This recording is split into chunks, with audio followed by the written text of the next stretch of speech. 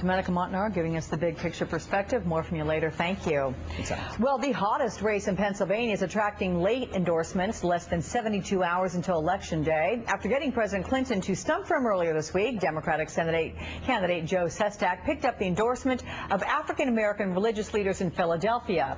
A new Muhlenberg College Morning Call poll shows that Sestak is trailing Republican opponent Pat Toomey 46 to 41%. On the heels of that, let's go to NBC's Ron Allen, who has more from Philadelphia. Good morning. And my question to you would be, these last-minute endorsements, how might they turn the tide for Joe Sestak? Well, here in Philadelphia, the endorsement of the Black Clergy Organization is significant because it speaks to getting turnout, getting the vote out. Philadelphia is the Democratic base, along with Pittsburgh, but more importantly, Philadelphia. A big turnout here is what Sestak needs to put him over the top. Now, the dynamic of the race has been throughout that Pat Toomey has been leading.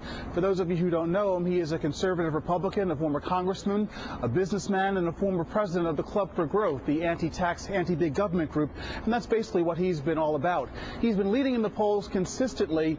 There have been a couple of polls lately, however, that have suggested that Sestak might be narrowing the gap. One had them tied, one had him a point or so ahead, but those are outliers. For the most part, Toomey has been in the lead, which is why President Obama is coming here today and Michelle Obama is coming here Monday to really try and drum up the base, to really excite the Democratic Party here in Philadelphia and throughout Pennsylvania. This is a place where the Democrats want to make a strong stand. If they're to hold on to the Senate, this is one of the races that they really need to win. It's an open seat. It's the seat that Arlen Specter held for 5 terms, and Sestak beat him in the primary a few months back.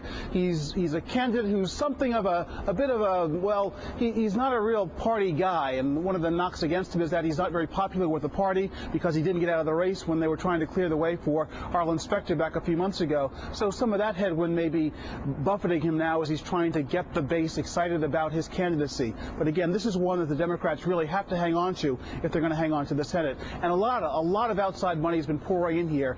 By one estimate, there's been about $1 million a day spent on commercials and 1 new commercial every day during the month of October, to give you some idea of how much money is being poured into this race. Is that money going to both sides, Ron?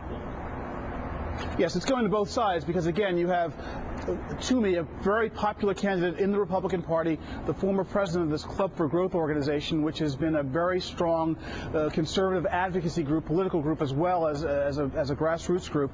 And on the other hand, of course, you have Sestak, who, again, this is one of those seats, one of those open seats where the Democrats really have to hang on to it if they're going to hold on to the Senate. Okay. Ron Allen in Philadelphia. Thanks, Ron. A bit